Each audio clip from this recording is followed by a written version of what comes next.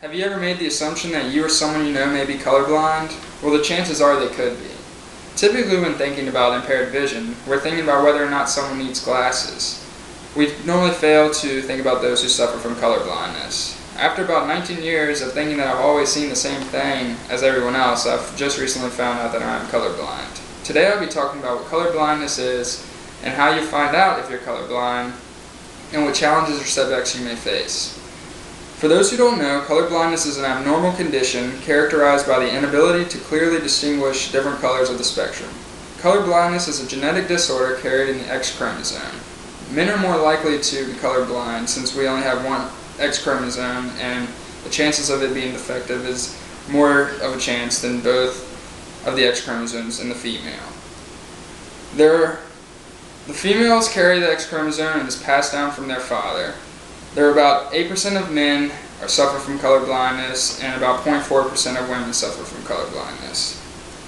Now you know what colorblindness is, let's go over the different types. There are 3 types of colorblindness: red, green, blue, yellow, and total colorblindness. Red, green is the most common. It does not mean that the person can't see red or green, but it is difficult for them to tell the difference between various shades of red and green.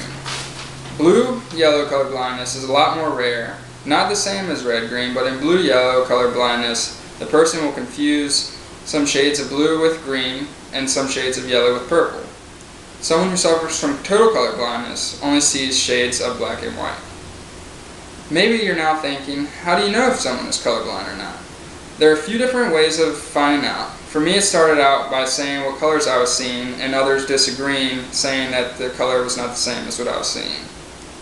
I didn't make a big deal out of it, but instead I thought it would be interesting to find out if I was colorblind or not. So at my next doctor's visit I went to, I asked the doctor how I could find out, and he pulled up a few tests online.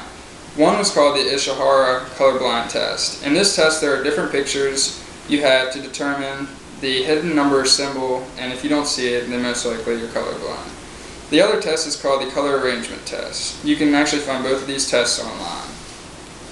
Once someone finds out if they're colorblind or not, there are a few things you might want to take into consideration. For some people, it is hard to tell if their food is done or not while they're cooking, so maybe it would be a good idea to have someone there to check the food after you're done cooking. It is common for those who suffer from colorblindness to mismatch their clothing, so it would be a bad idea to be a fashion stylist. A big issue could be not being able to distinguish red and green at the traffic light. So always remember, if the light is lit up at the top, it means stop, and if it's lit up at the bottom, it means go. Those who suffer from colorblindness would have a difficult time as a painter, a fashion stylist, and would not be able to be in some branches of the military. You now know what colorblindness is and the different types. If you feel like you or someone you know might be colorblind, bring it up at the next doctor's visit or try out one of the online tests. Being colorblind is not the end of the world, but it may be a bit frustrating at times.